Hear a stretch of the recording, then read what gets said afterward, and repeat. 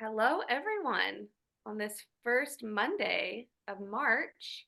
And this evening, my background is different because I'm calling in from out of state, which is so cool that we can have these classes and wherever any of us are from, we can still all gather on here. So I'm calling in from Dallas, Texas. I was in Austin for the weekend for a friend's birthday, and now I'm at my sister's house in Dallas. And so while my kids were skiing up on Mount Bachelor today, I was laying in the sun in a tank top because it was 80 something degrees here. So wherever it is that Oh, you're calling in from, welcome. We're glad to have you. And we are going into this, continuing with the Chronicles of Narnia series with the horse and his boy. that's February. Oh, let me get that muted. There we go. So, as always, we'll stay muted for the most part. There will be some discussion, conversational pieces where people can unmute and talk and join in. You're welcome to have your dinner if it's dinner time wherever you are. Past dinner time for me, so I've got my bag of jelly beans here just for something a little sweet to snack on. But feel free to stay on and whether you're eating or just sitting and enjoying. So, for all of you we can see, for all that we can't see, for anyone who will be listening to the recording later, we're so glad you're here and we will dive into the book of The Horse and His Boy. Father Gans, over to you. Thank you, Mary, and welcome everybody here. I wonder if you might join me in this opening prayer.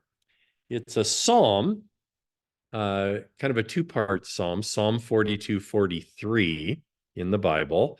They really belong together. Everyone knows that. It's unclear why they were separated in the collection and became two different psalms. But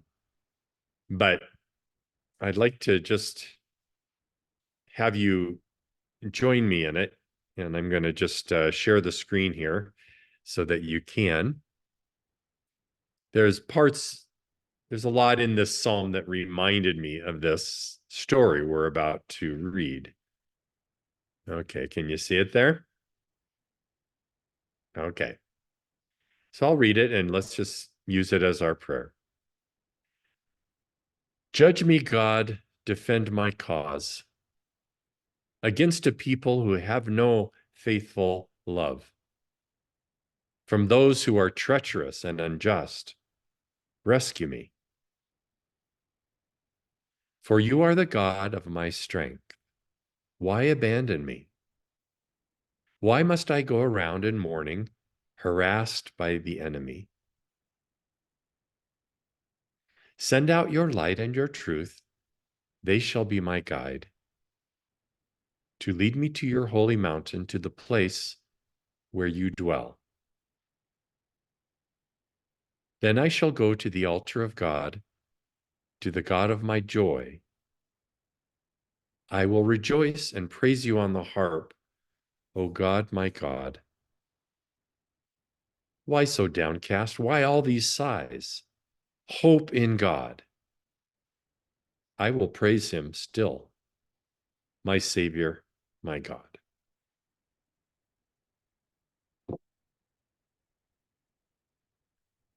Gracious Lord, we thank you for this gathering and the chance to be at common cause around a beautiful text written by one of your great servants, C.S. Lewis.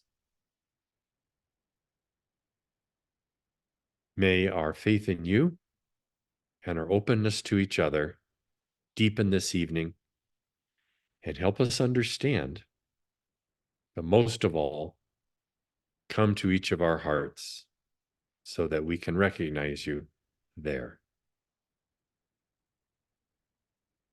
May anything we do here be part of the healing of the whole world. Amen.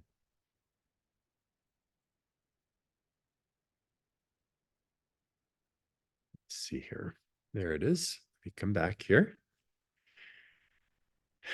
Well, welcome to The Horse and His Boy. And I think what I'd like to do right off the bat is it's such an interesting title. So before going any farther, what are your thoughts about what an interesting title? The Horse and his boy. Why do you think he named it this? And this is like often a question I'll ask. I don't have the answer to it, but I've been thinking about it. And I have a possible answer that feels somewhat sufficient, but I'm not sure. What do you think? The horse and his boy.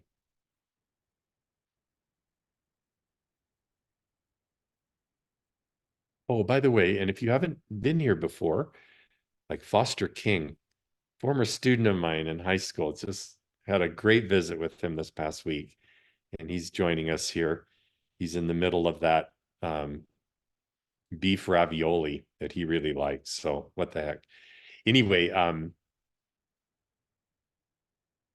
I just wanted to, um, yeah, just your why the horse and his boy. If you have an answer, you can either raise your hand and Mary will bring you in and unmute you, whatever.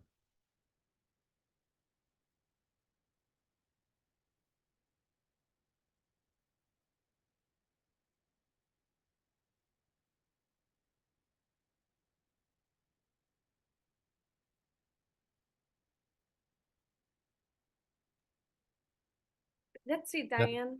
Let me see if I can. yeah, she's unmute there. There you go. You're unmuted. Well, usually when you see that, it's in the reverse and it's a sign of ownership or possession. It's Yes, the boy and his horse. And so yes. I don't like to attribute the boy as being ownership. So that would be a little different issue. Thank you for that. Yeah, for sure. It's always about the boy and a horse. It always goes the other way. Anyone else? Any more thoughts on this?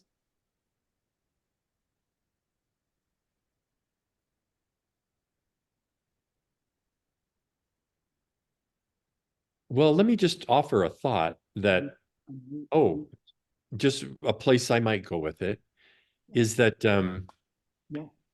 it decenters the story from the humans and puts an animal in prime position. And when we are introduced and have spend time in Calormen, where the outsized egos of the ruling class of Calormen is just so overwhelming and overripe. The thought of a reversal of a horse having central position and his boy is interesting to me. And it's especially interesting in relation to the last chapter, where it's about an experience of Prince Rabadash. Remember him, the son of the Tisroc of Calormen, the head, the high honcho? And the way that he's finally given an insight through the mercy of Aslan, who should have smote him and removed him like a blot, is so interestingly, he turns him into an animal so that by becoming an animal, he might learn what it means to be a human.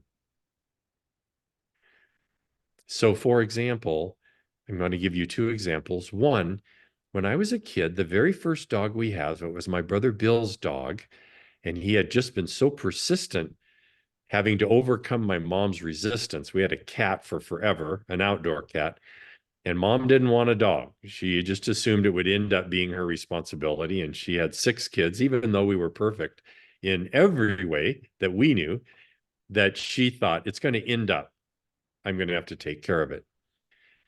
So, just that his name was Scout.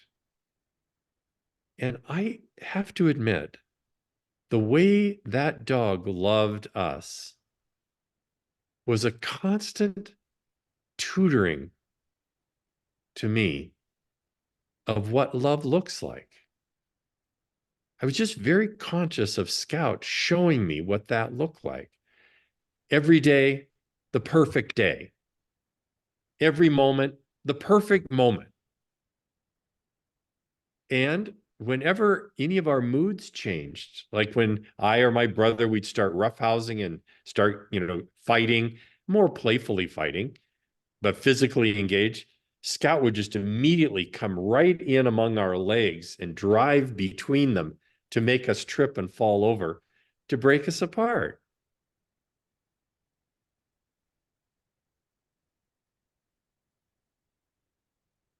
And I remember reading the famous book, the novel by T.H. White, called The Once and Future King, the first part of which is called The Sword and the Stone. And it's the story about how Merlin educates the young Arthur, who as a boy is called Wart, his nickname.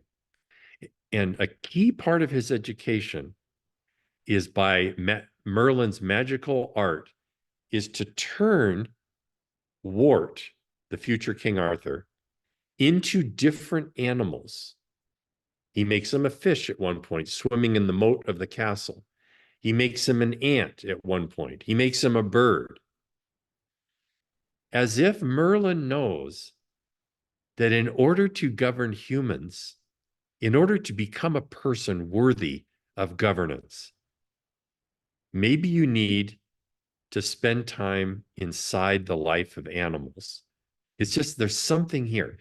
So I just wanted to tease you around the title and not just let it go by as side of a playful title, but there might be a lot more in it than we think. And especially, like I say, in that last chapter, where Aslan's way of dealing with Rabadash the Horrible is to turn him into an animal.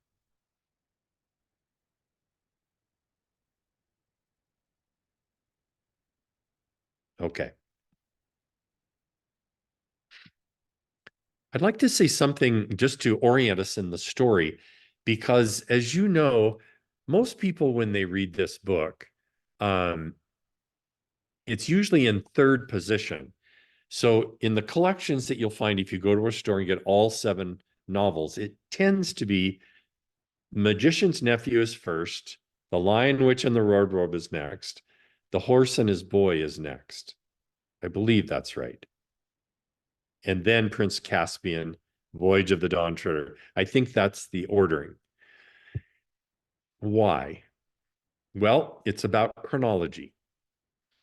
So The Lion, Witch, and the Wardrobe begins in the year 1000. So 1,000 years have passed since the magician's nephew and the experience of the children seeing Aslan create Narnia from his voice. It's 1,000 years. And 1,000 years, Narnia time, is equal to 1940 Earth years.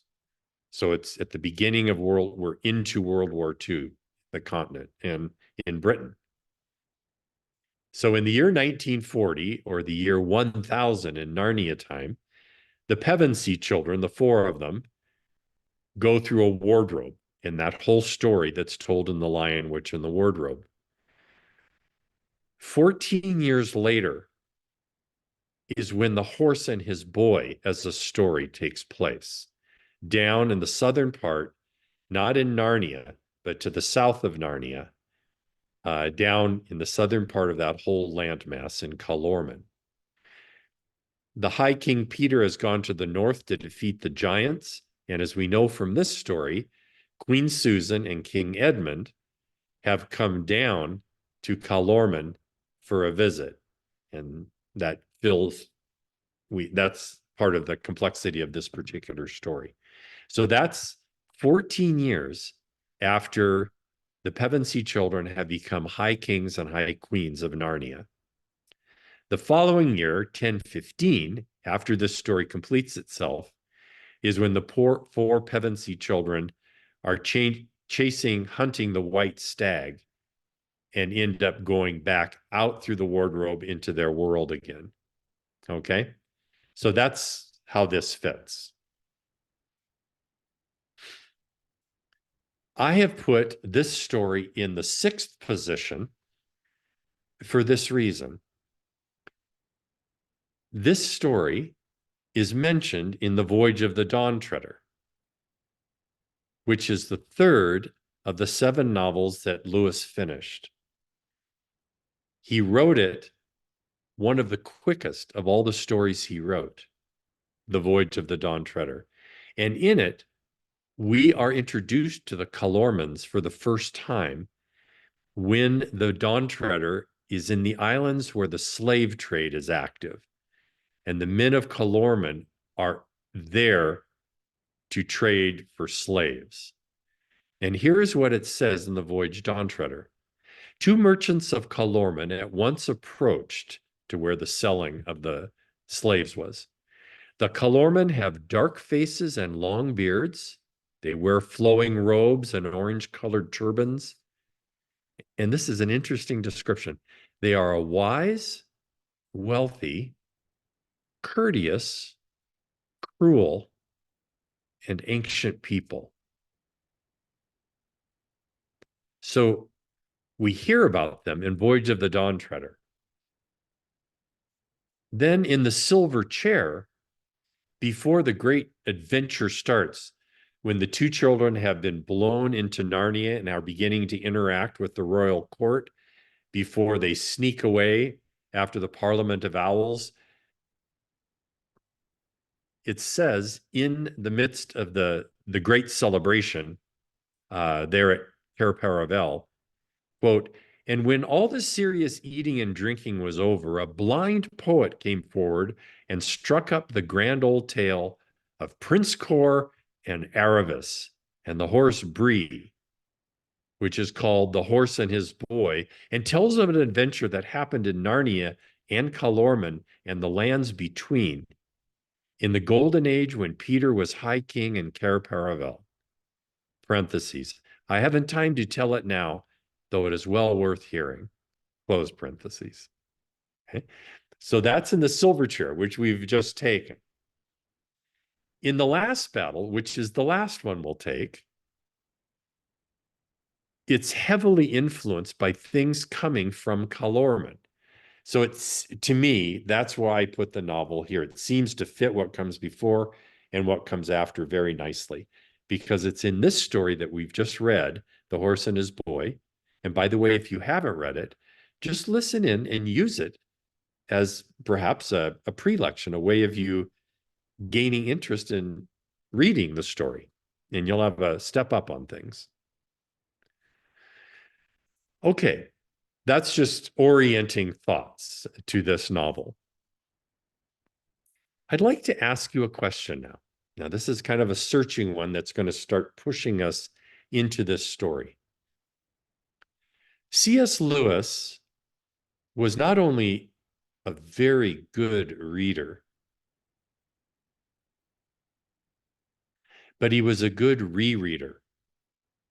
In fact, he would say at one point, if you read a lot of books, that does not make you a good reader. He says a good reader is one who rereads good books many times. Interesting thought. He wrote an essay called On Stories, which captured an earlier article in which he had explored this thought and then developed more fully in this essay on stories. And in that essay, and we've run across this idea before, so I'm bringing it back for those who have followed along earlier, he referred to something called the kappa element in a story. And the kappa is from the, that K sound comes from krypto in Greek, which means hidden or to hide, like cryptography. What he meant by the kappa element in a story is something that is everywhere present in the story, and yet you, as a reader, you rarely notice it's there. So let me analogize before I say what a kappa element is. I had a dear Jesuit friend, Father Gary Uhlencott, who, among other things, his most famous course at Gonzaga University for years was music and film. And he himself is a highly sophisticated musician, a pianist, a jazz pianist. But what he would do is he would pay attention to the musical score that ran through a movie, that often we don't even notice it. You're just involved in the movie. And yet often the music is a crucial teller of the story. And you have to be able, as Gary would teach it in his class, to learn how to pay attention to the score and how that is interpreting what's happening in the visuals and the language people are talking at each other. It's a hidden element in a movie. So, as an example, what he would do in his class is he would take a film that he didn't think any of them had seen, a famous film, and he would play them a clip of the film without the musical score. And then he would ask the class, would you tell me what this scene is about? And so they listening to the words spoken and watching the people interact, they would supply many possible interpretations and eventually kind of arrive at, yeah, I think that's what that scene is about. Then Gary would say, now, watch this. So he'd put the musical score back in, that track back in, and watch the same scene. And it was astonishing how much they were wrong about what the scene was about. The music carried so much of the meaning and the interpretation of the scene. The score is a hidden element. So what is the kappa element in a story? That is the atmosphere the story creates when you're reading it. Sometimes it's what makes a person love a book and say it that way. I loved that book. And you could say, well, what part, what moment made you love it? And they go, I just love the whole thing. But often if you push a little bit farther, it was the atmosphere that it created, how it invited them in to feel the reality that was being created by the story, evoked by the story. The kappa, or hidden element in a story, is the atmosphere it creates. And all great stories have an atmosphere. One last example. I had to read The Grapes of Wrath. It was an assigned summer reading when I went to Gonzaga Prep in Spokane.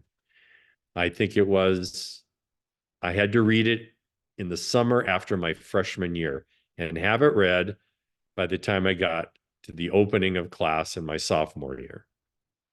You know, I love John Steinbeck. I've read almost everything of his.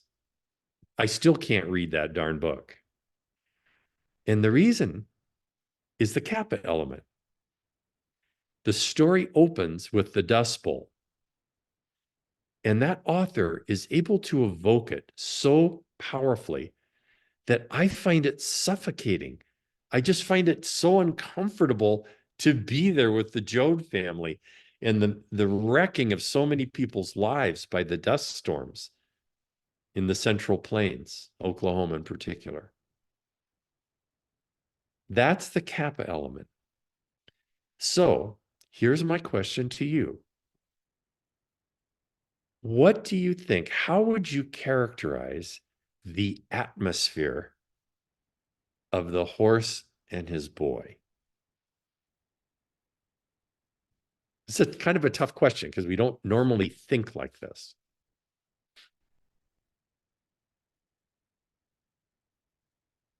What's the kind of the dominant feeling? And again, if you haven't read, just listen to what people will remark.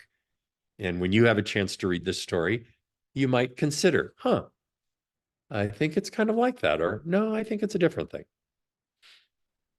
Anyone want to take a shot at it? Yeah, Barry, go ahead and unmute. I felt I got to admit, this is out of the 7 books my least favorite. Yeah, we all have those kind of, yeah. Probably because to me, it feels kind of flat. The magic isn't there, except in a few things like the horse, like Bree. It to me it plods a little bit. This is But mostly it's like a story based here in our Earth, not Narnia. and you want to get to Narnia. Here, as soon as possible. Okay. Do you see how you just nailed it? You're actually reacting to exactly what Lewis wanted you to feel. To Narnia and the North. See, you hated the book, but you were just so darn smart that you nailed a key idea of it. I didn't hate it. It's just, I know. do I get a cookie for a reward? Yeah. You get a scrambled eggs with some pancakes. Yeah, Gary, you want to unmute yourself?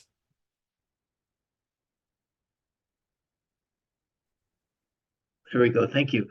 I just love that idea of the Kappa element. And when I look at the book, the whole trajectory of the book to me is about unfolding. There's an unfolding. We know from the very beginning that we know from the very beginning that there's this mystery boy who's somehow rescued by somebody who doesn't really care about him. Yeah. So here's an unloved one. And across the trajectory of the novel, he displays more and more engagement with his world and these strange things that, because of his sort of sad background, he doesn't really appreciate, and yet they grow in him. And the other ones as well. And finally, at the end, we have that sort of concluding denouement about how he actually was a prince. So that's one level of the unfolding, but the larger unfolding really is what the gentleman who just spoke was about, moving toward Narnia, moving from a place of exile, really, which was the reality for Shasta, into kingship or into princehood. And all along through that, it's all supported by this mysterious lion. Mm-hmm. Thank you.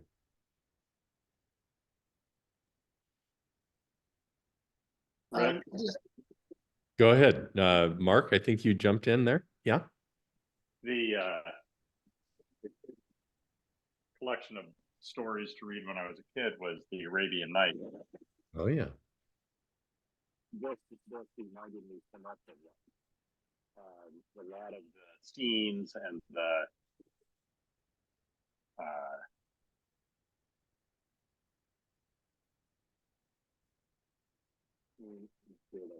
We're having a hard time hearing you, Mark. It's muffled. Okay. Sorry about that. Oh, there you are. That's better. Not sure what I can do about that. Can you? You're perfectly all right. Well, clear. I'll just be quiet then. No, you're perfectly clear now. Yeah.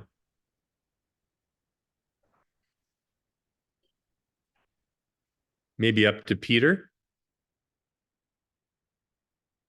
Can you? Yeah, there we go. Yeah, I really like the book. And the theme that I picked up, at least for 2/3 of the book, was escaping. The concept of, it was always a mood of, we got to escape out of the South. We got to escape here. We got to escape to the desert. We got to, anyways, Yeah. that was my sort of pitch. Yes. So beautiful. We have a sense. The Kappa element, there's a kind of hastiness, I guess, that is kind of exhausting. It's a book that's kind of exhausting. Peter, you caught that well when you said they're always having to escape from something. And when they're caught, whether it's Lazo Loreen and Aravis behind the sofa and the hidden room in the castle. And they're trying to get out of there. She's trying to get to the tombs to meet up with Shasta and the horses, and she's stuck behind a sofa. But this detaining, it creates pressure in the story that we're trying to get out of here. But where we're trying to get to is the reason the pressure is felt at all parts of the story. It's clarity about where everyone wants to get to. And if you will, the world of Kalorman, which is all too human a world, right? Someone already said that. It's just thick with things that unsettle even us. We just get so tired of these, this outsized egos and language that's full of lies. It's all seems elegant, but it's just penetrated with manipulations. It tires us out. It's exhausting. And so we're supposed to feel that. That's what Lewis wants. And I think, Barry, why the plodding, that long desert crossing, just can we get out of here? Because we're trying to get to Narnia. And we who have been following along know what Narnia means. We want that. I bring this up in this novel because I think it's one of the most crucial elements in understanding the novel this time. It's the novel that, in more classic Christian understanding, is the one that puts the desire for heaven central. This is the novel that is exploring the longing that doesn't fit in this world, that each of us feels through different experiences, a longing for something pure, something better. We can do better than this, can't we? For beauty, that we have experiences in listening to a beautiful song or reading a gorgeous poem or looking at a landscape. And we're just pierced with this sense of longing for a healthy, pure, unified place to get to from where we are. There's that escape thing that Peter talked about. Can we get out of here? The novel attempts through the kappa element, creating the atmosphere of pressure and being held back from trying to get, to put you and I as readers in touch with a longing for a homeland, or as Lewis would put it, a far off country, is a way he refers to the longing that was in his life, his whole life. He preached a sermon called The Weight of Glory. One of the most famous pulpits in England was a pulpit in the Church of St. Mary on the High Street in Oxford. And some of the most famous divines have ascended that pulpit and spoken from there. And Lewis did it a few times. And when he ascended that pulpit, the place was absolutely packed. And he gave this sermon called The Weight of Glory, in which he really, and with great trepidation in some ways, because the Brits don't like to be self-disclosive. It's considered inappropriate. In this sermon, it's the one where he most talks about the longing that he has felt his whole life. And he's trying to preach in such a way, he even uses a graphic image. He says, I feel I might be even a little inappropriate with you because I'm going to try to tear into your soul to the place where the longing is so that you can understand what I'm trying to describe as something that has driven underneath the kappa element of his life, the feeling of longing. The weight of glory, when he preached that, by the way, he had to leave the pulpit 4 times because he was overcome with tears. And he would just stop, leave the pulpit, go to the back, gather himself, and no one moved. No one hardly breathed. And then he came back in, ascended the pulpit, and continued. The very plodding and dry, notice desert is a big feature. The dryness of the story in some place is a deliberate work of a master writer who wants you to feel that. So that when you finally come through Archenland to the very edge of Narnia, you feel wash over you the blessing of the place you've always wanted to be. As I say, when I was a little kid, it was in our language more often to talk about, as an important part of our spirituality, a longing for heaven. Not that we might get the heck out of here and avoid our responsibilities or misunderstand the gift of our life at this time, in this world that God gave us, in the midst of everyone who's here. A longing for heaven doesn't mean I want to get out of here. It means that longing for heaven allows me a discernment about what am I doing that increases my longing for beauty, for the purity, for the unity of all things. Is what I'm doing as a regular habit something that keeps that alive in me? Or does it stop it, make me forget, and just get all tangled up in all the things the world offers to fill that hole?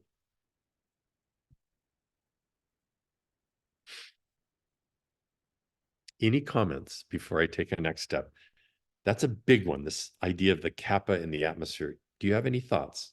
Hey, Pete, go ahead and unmute yourself. He's trying to do it. Here we go.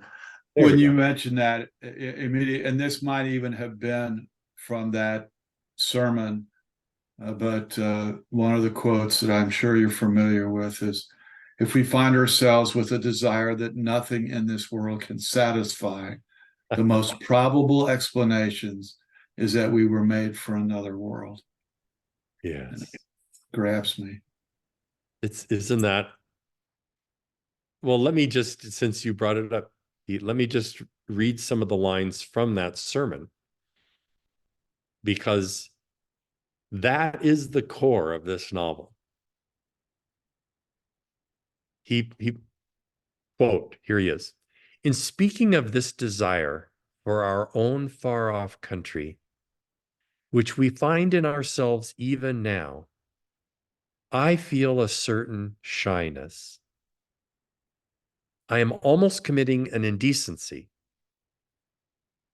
I am trying to rip open the inconsolable secret in each one of you.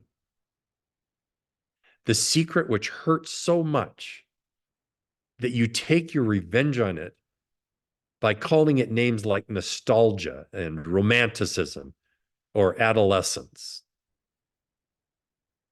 Our commonest expedient is to call it beauty and behave as if that settled the matter. The books or the music in which we thought the beauty was located will betray us if we trust to them. It was not in them. It only came through them. And what came through them was longing. These things, the beauty, the memory of our own past, are good images of what we really desire. But if they are mistaken for the thing itself, they turn into dumb idols, breaking the hearts of their worshipers. And I'm finishing up here. For they are not the thing itself. They are only the scent of a flower we have not found, the echo of a tune we have not heard, news from a country we have never yet visited. The sense that in this universe we are treated as strangers, the longing to be acknowledged, to meet with some response, to bridge some chasm that yawns between us and reality, is part of our inconsolable secret.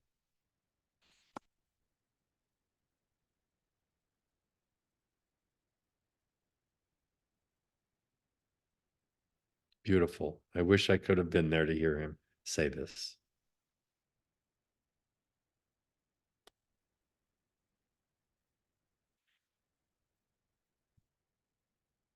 Let me take a next step.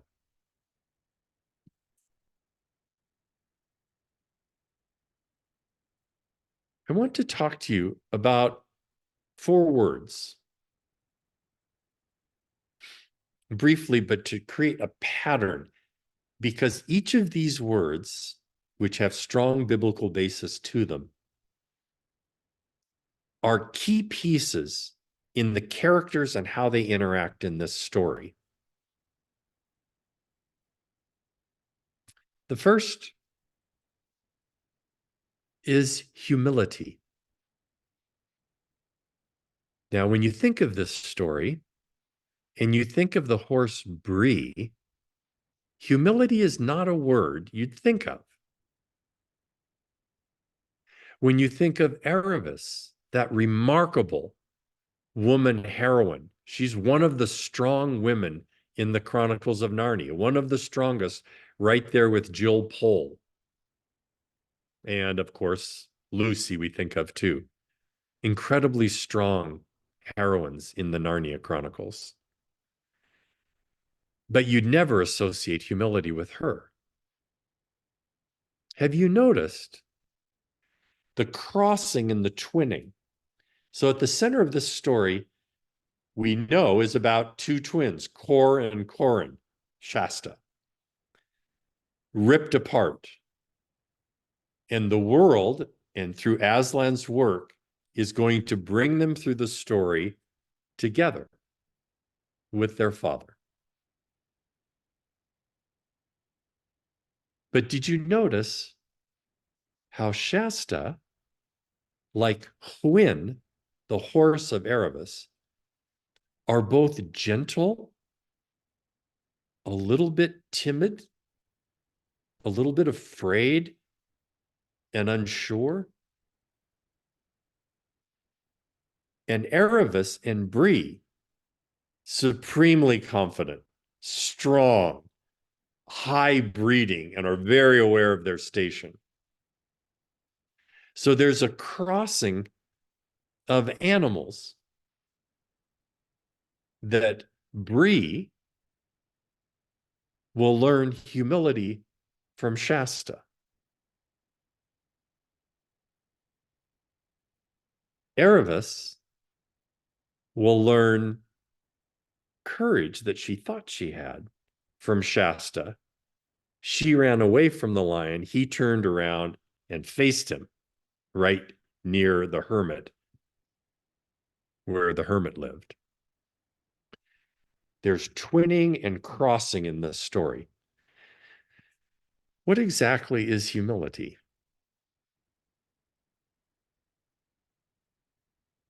I remember kind of a wise man I knew one time described humility this way. Humility is not thinking less of yourself. Oh, I'm just nothing. No, I never. No, humility is not thinking less of yourself, but thinking of yourself less. Very interesting. Humility is not thinking less of yourself, but of yourself less. Humility has a Latin root in the noun humus, which means dirt. So it captures this idea biblically. From dust you were made, and to dust you shall return. Don't forget that when it comes down to it, you take all our water away and everything else, and you end up with just a pile of dust in your hand. And if you look at that, as sometimes we do at funerals, we say, how in the world can anyone take that pile of dust and turn it in to that incredible person that was my dad or my mom? How in the world can you get from that to that? It's astonishing. At the center of humility is a recognition of how fearfully, wonderfully we have been made, and we didn't make ourselves. It's a recognition that opens toward wonder. Humility has that about it. The next word I'd like to talk about is discipline. Now, this is a word that, frankly, the Christian church wrecked. We just messed this word up so bad, and we turned it into a language. It enters spiritual tradition, especially in Western Christianity, where discipline had to do with a kind of punishment that you levy on someone who's gotten out of hand, and they need to be disciplined. The word is full of punishment kind of things. In fact, when I was a novice, starting off in my Jesuit life, there was an implement that was a whip, a handheld whip that was called the discipline, that had been used from medieval times as a way for single gender religious people, monastic people, to try to tame the passion that they struggled with. And so they would beat themselves with the discipline. And so when I was a novice, I asked, could I use that? My novice director, it had long been taken out of use. But I wanted to see if I could understand how that made any sense at all. Could I, doing that, find that I was actually helped in some way? And so he said, okay, give it a try, but you have to come back and tell me what your experience was. He'd never tried it. So I arranged myself and took that darn thing and beat on my back. And I swear to God, I didn't learn a darn thing. It was just, it was just too freighted with things that were, anyway, the word discipline has gotten lost. The root of discipline is discere in Latin. And remember, when you have that sk sound, it means the word, Latin word, comes from the Greek, that sk. And when you put that inside a word, a verb, it means that you're supposed to add to the meaning of the verb this phrase, in the process of. So disco, which means to learn, actually doesn't mean to learn as if, yeah, I learned it. Disco means in the process of learning. It captures how a person is learning something. Disco. So at the core of discipline is the presence of two people. One, a teacher who's paying attention to a student and how that student is capable of learning this thing that he or she is about to teach him or her. It implies a relationship between a teacher and a student, a master and a mentor. in which inside of which the relationship, what that person who's learning needs to learn and how best he or she can learn it. Discipline, that's what it means. It's an incredibly positive word that got all wrecked in usage.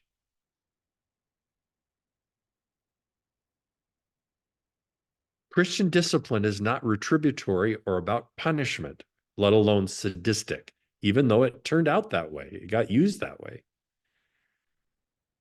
In the true meaning of Christian discipline, it's applied always and only for the sake of helping a person who has erred, lost his or her way, helping them to find their way back to a truer place. The Horse and His Boy is a long discipline in which Aslan, the master teacher, is driving horses and young people together so that they will be taught and learn, each in his or her own way, with Aslan very much involved in the disciplining of them. It's such a strange story because we spend our whole time trying to get where we're going. And we've already talked about that, the pressure that's in the story. Can we get there, please? And then when we get there, we spend almost no time and the story's over. So it's been about the journey. It's how they've been changed on the way and the trials through which they were tested and through which they learned about Aslan and the way he works in their world. Okay, the next word, meekness. The Oxford English Dictionary translates meekness, which is not a popular word that we use.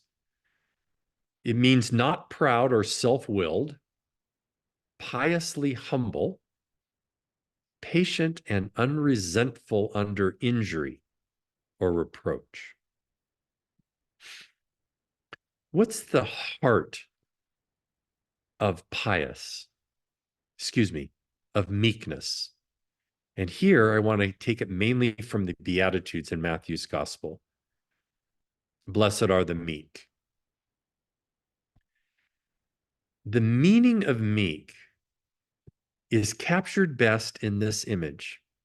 I want you to think of Bree, that proud horse, trained to be a war horse and ridden by a lord into battle.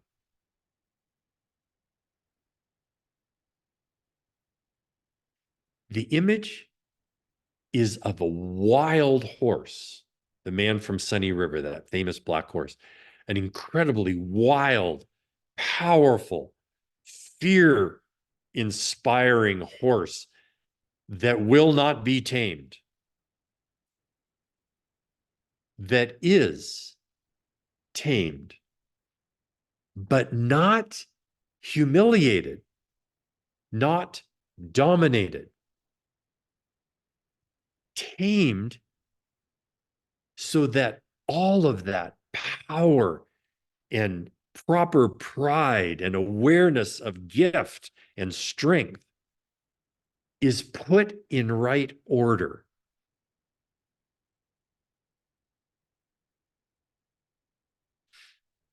So the idea is, this is the heart of the meaning of meekness in the New Testament time. There is a gentleness in meekness, but behind or underneath that meekness, that gentleness, there is a strength of steel. For the supreme characteristic of a person who is meek is one who's under perfect control. It's not spineless gentleness, a sentimental fondness. It is strength under control. And that's why meekness, to your surprise and mine, perhaps, is the central quality of a true warrior. Their truly deadly capacity as a warrior is perfectly ordered and held in check until when that is needed.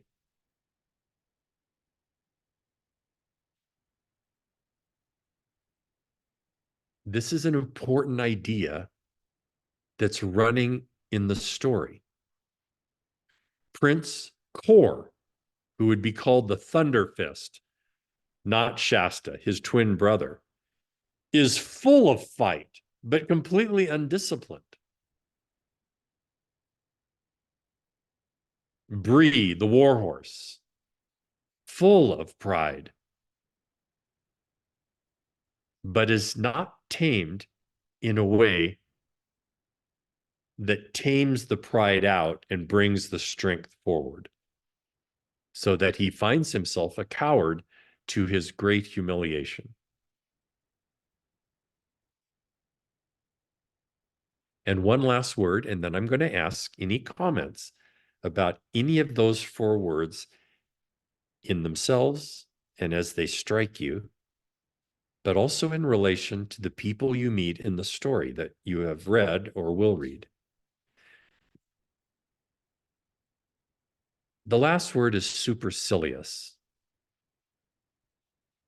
And this is a word that I think best describes how we are introduced to the high governance of Calormen.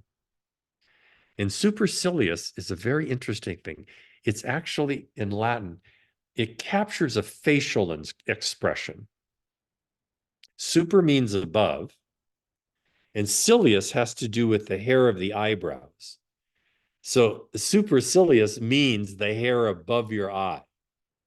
And so the idea of supercilious is that look that a supremely arrogant person can give you. Perhaps it started in middle school where you first ran across it in Click Life, where someone would just turn and give you that look, and it's something with the eyebrow. And you just feel like you've just been stabbed, just been obliterated with a look, just that twitch of the eyelid, the eyebrow. Supercilious of a person or his or her character or demeanor, haughtily contemptuous, having or assuming an air of superiority, indifference, or disdain. The word, again, is the face that is a disapproving one with a strong sense of judgment.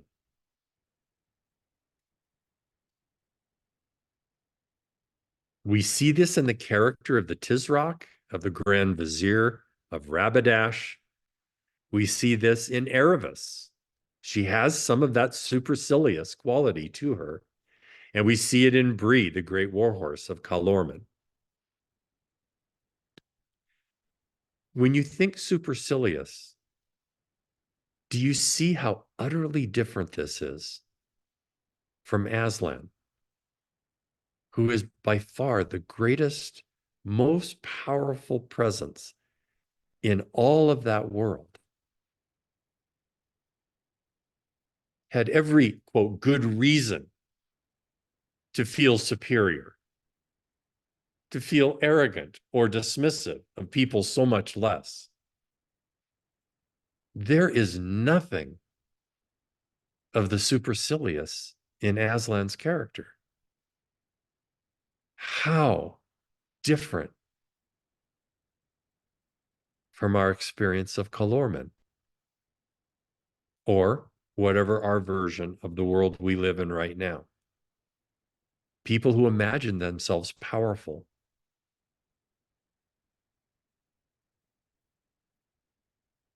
How often the supercilious is so strikingly present. Not the Aslan. How would you describe the nobility and superiority, genuine, of Aslan and how he practices that. Okay, those 4 words. Any thoughts?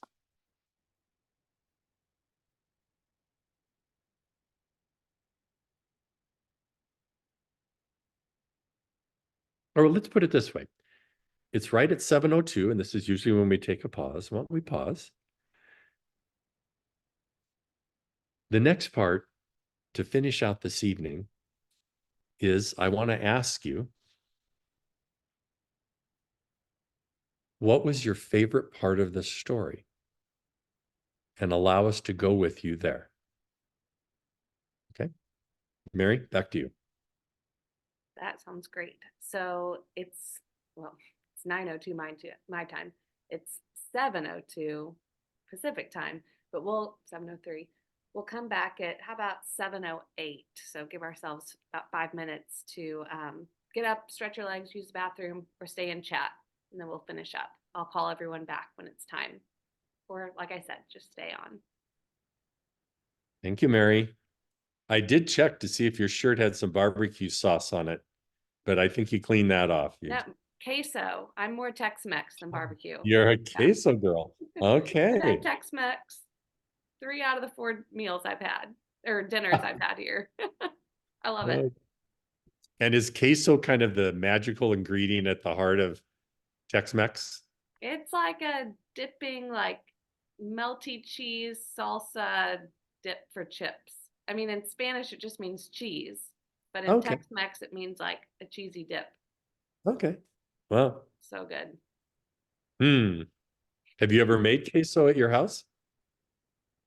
Velveeta with Velveeta is the best I can do, but it's Oh. pretty good actually. Okay. Oh. At a Mexican restaurant is even better.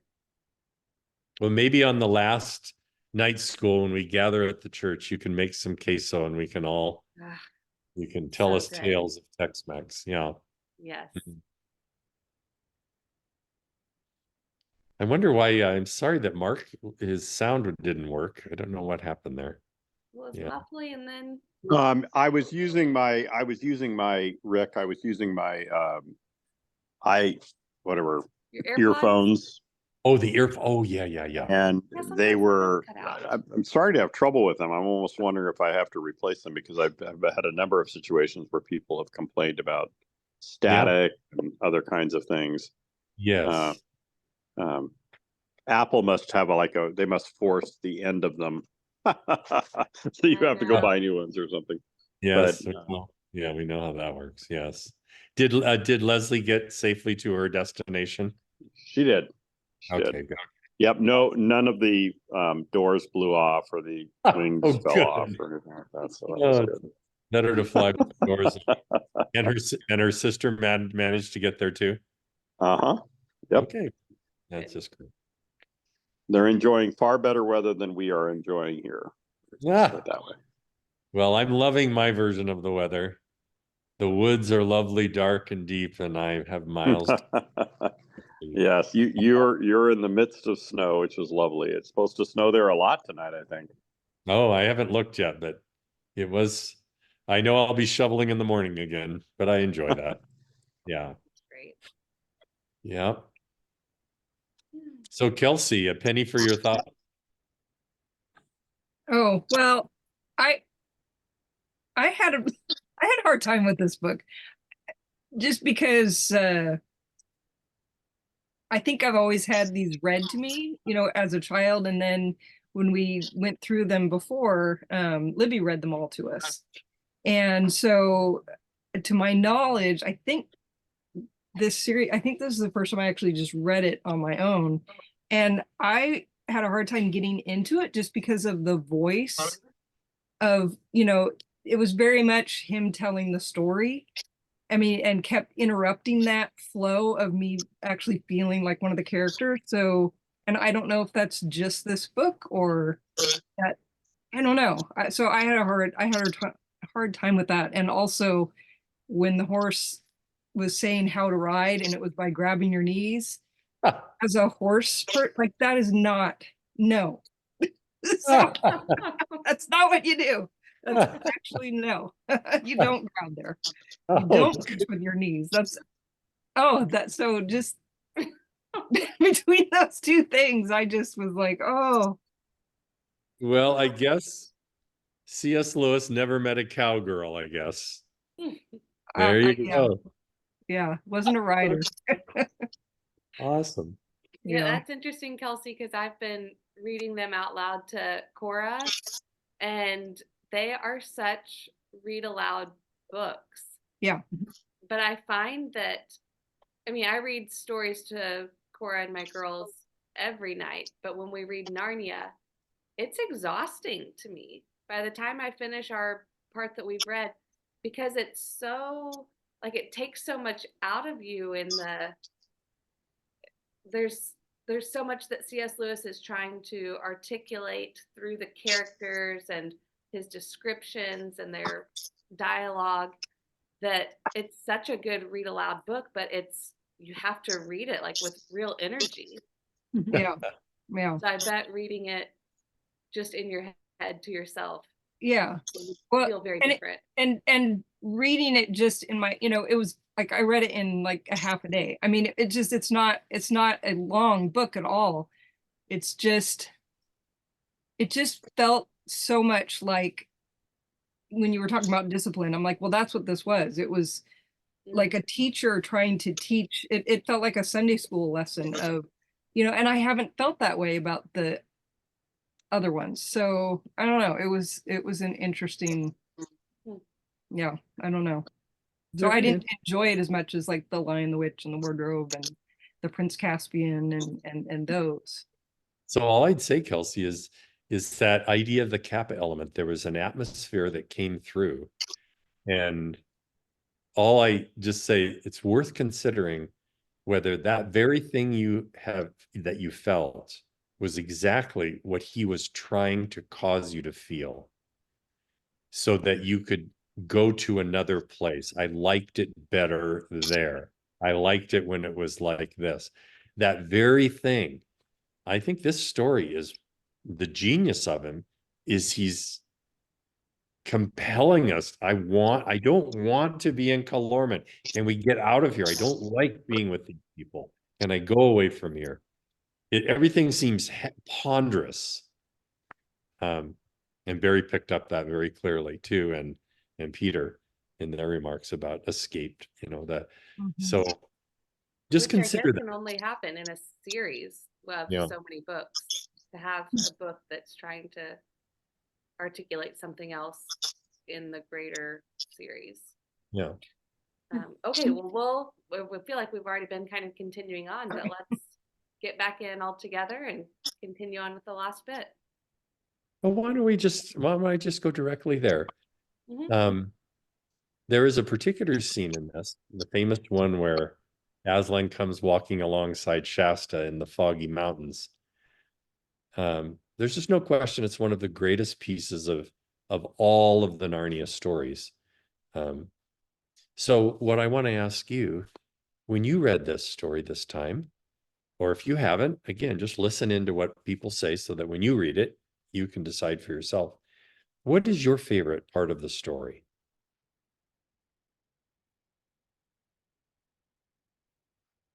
If you're Kelsey, she just hated the whole thing, so she doesn't have a thing to say.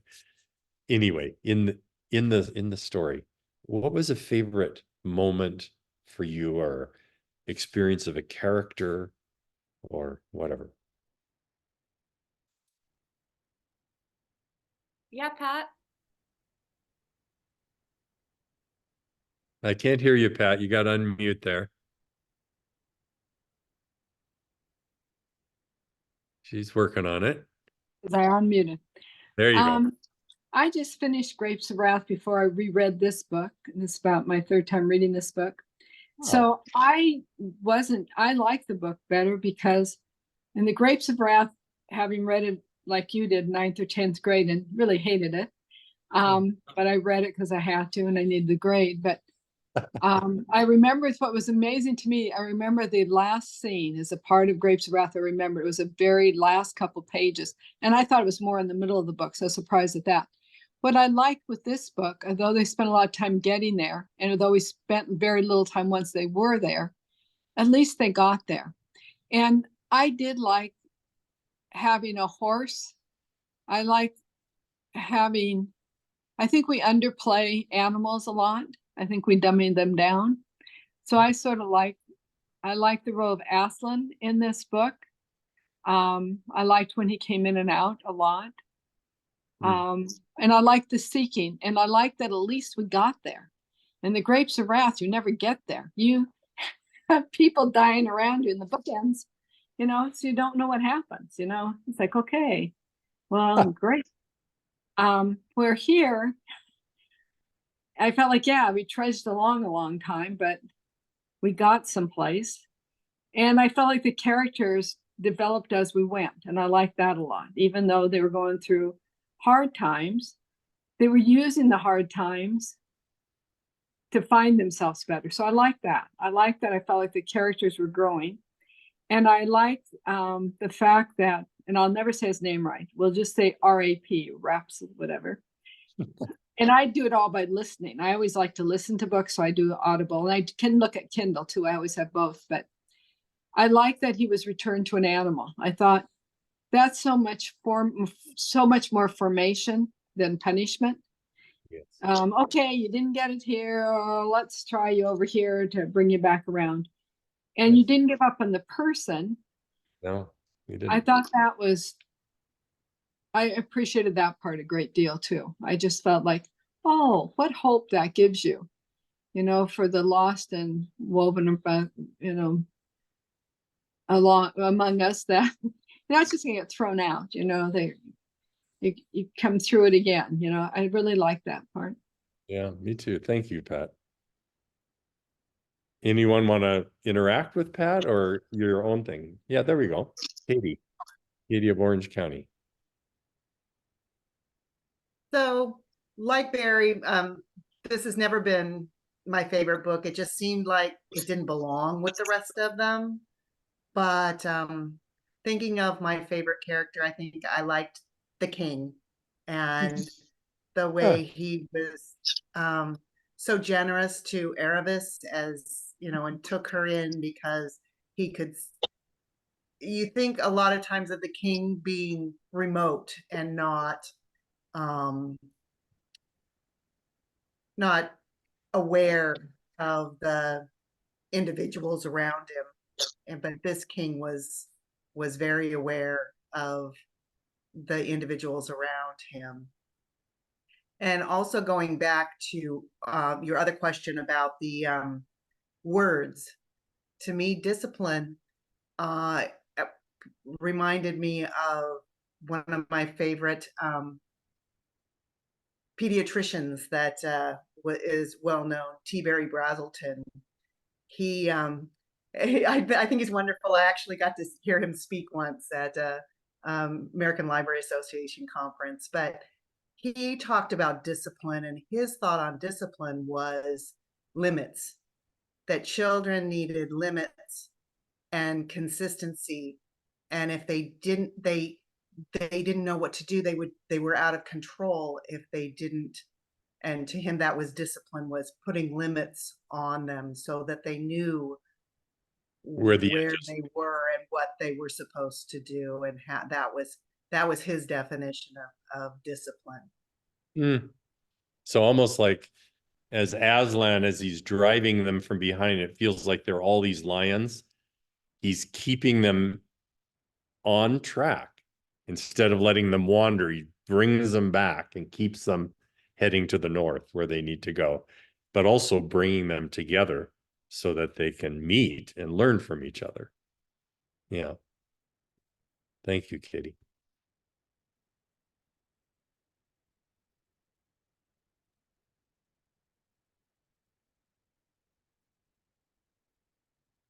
Anyone else?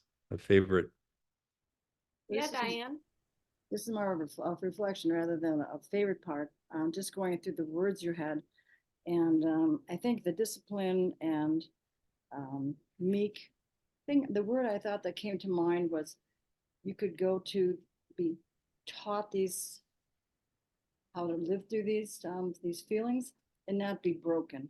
People can experience all kinds of things, but too often they are broken. Their spirit is broken, or they're even with the meek. And so I was just thinking a lot of that word of what that really means. And even through the story, they experienced so very much, and a lot of it was somewhat negative, but their spirits were never broken. And I just kind of brought that home. Yeah.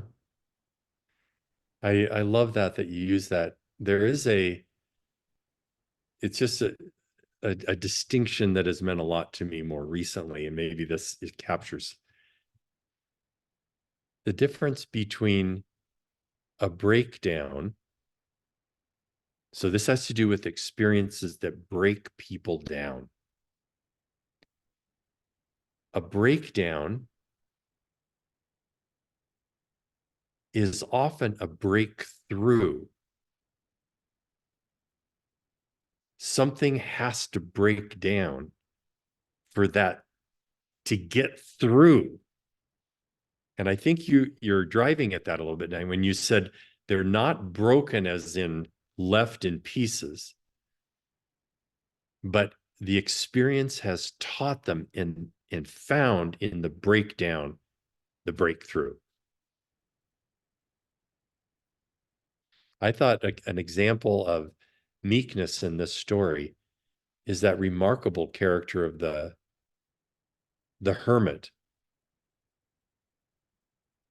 He just exuded a sense of power, but it was so gentle and so still, so quiet, like that water that was perfectly flat, unruffled. But the way Lewis was able to convey the power in that character, and yet a simultaneous deep humility and meekness, self-control. It was remarkable. Anyone else?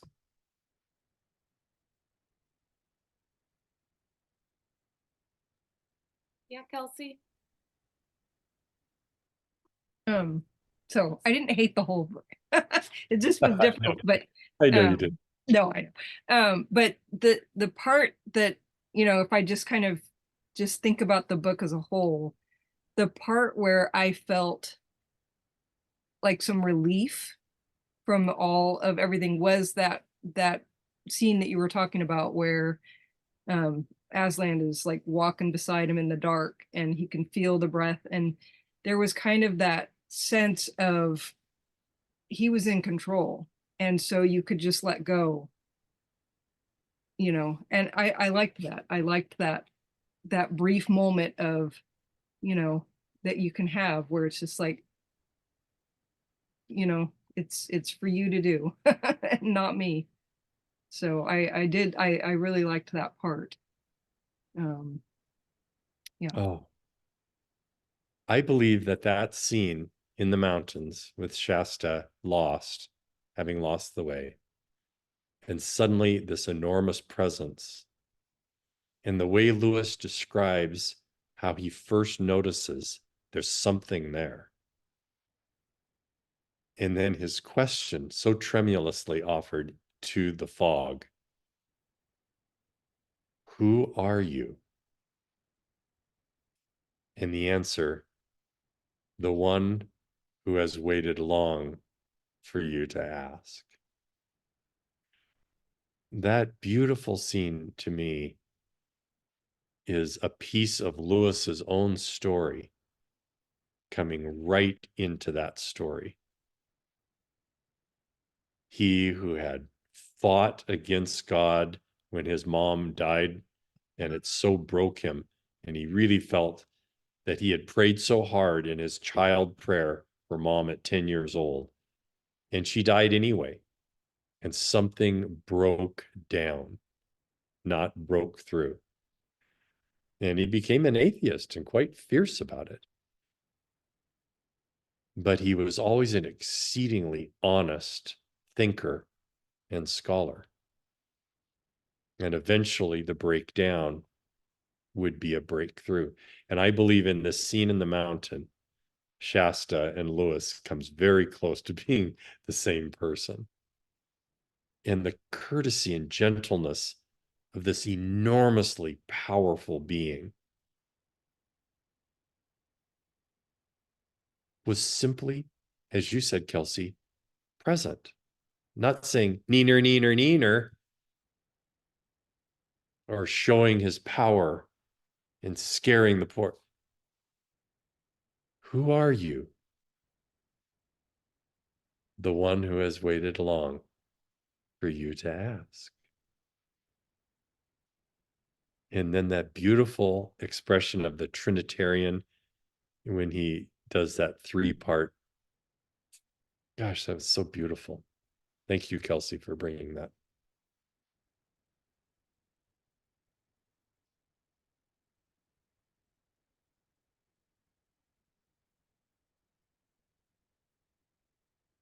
Let me come back to, I want to just talk to you for a moment about when you think of Calorman, what is it that you think of? Is it how they look? Is it how they dress? It is Tashbaan, the great city, and how it's described on an island in the middle of the river, and the gates and the sound of the horns and the soldiers. Like, when you think Calorman, what do you think of?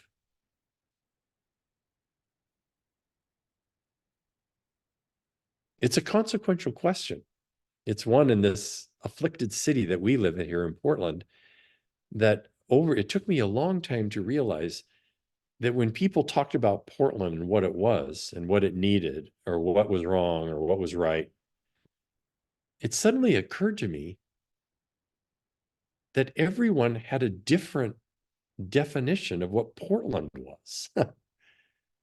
When they used the word Portland, they were thinking very different things. And so it's worth asking, when you think of Calorman, what is it that strikes you most? So you say, that's what Calorman is.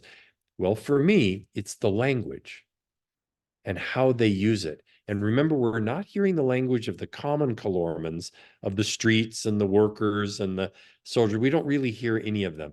It's just at the topmost level of governance that we're listening in. And it's very refined language. It's very stylized, but it's just rotten with insincerity and expressions of power and threats suddenly, but also clever. Everything's clever. But there's something that's gone wrong with the language. It's possible to have a language and not have any idea how to use it properly. And to me, Calorman is a constant, the part that we saw in the high governance.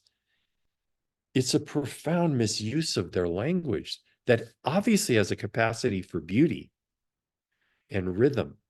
We heard it best in Erebus when she told her story. My goodness, that girl knew how to tell a story. And she just, remember when she told where she was and all that, and she assumed a style. Beautiful. She had skill. There's nothing wrong with the Calorman language. It's the people and how they're using it. It's possible to have a language and have no idea how to use it properly and respectfully. To me, that's what I remember when you think of the high language of the Calorman governance and contrast that with the language Aslan uses. There's something so simple in Aslan. He's not showing off. It's so undecorated. And yet everything he says, however short, has such power to it. It's so honest and direct and uncluttered. So here's a thought that I just wanted to leave you with, something to think about that I think is significant in this story. St. Augustine long ago did a deep pondering. He wrote 2 books about this.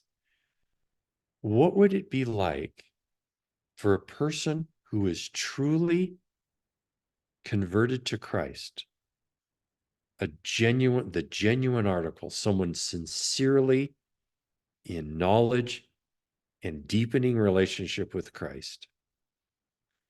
Doesn't it seem likely that, since I'm just using the language, I'll just say his language would change to reflect the truths, the kind of beauty he was in contact with in relation to Christ?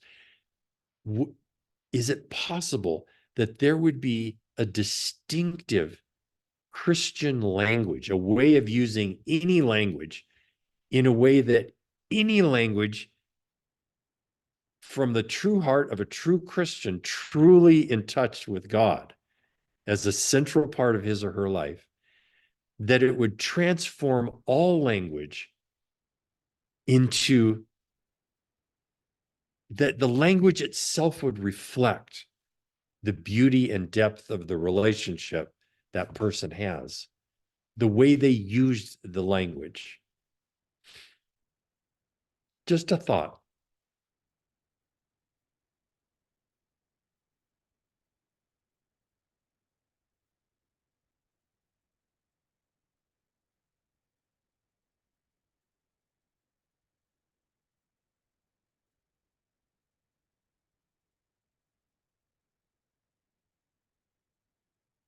Give me just a moment.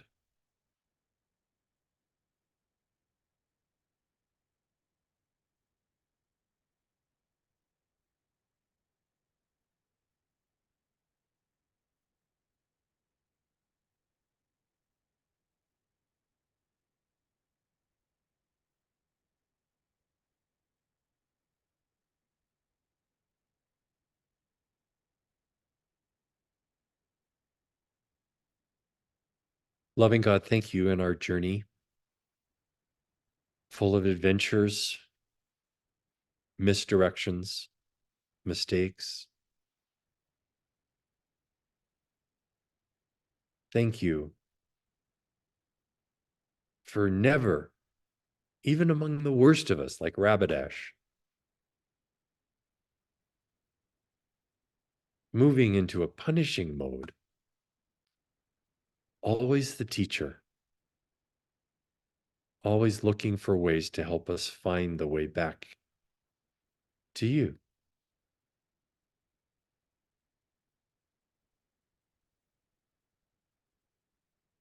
Thank you for your meekness, your perfectly controlled strength, for humility expressed in the way you speak to us. Bless us this night and give us peace, and eventually bring us home to where our longing wants to go. Amen. Back to you, Mary. Thank you, Father Ganz. Thank you all for being here or there in your own homes. And next month, we will have our class on the final book of the series, The Last Battle. And that will be on Monday, April 8th, which is not the first Monday of the month, because that is the day after Easter. So we'll have it that next Monday, Monday the 8th.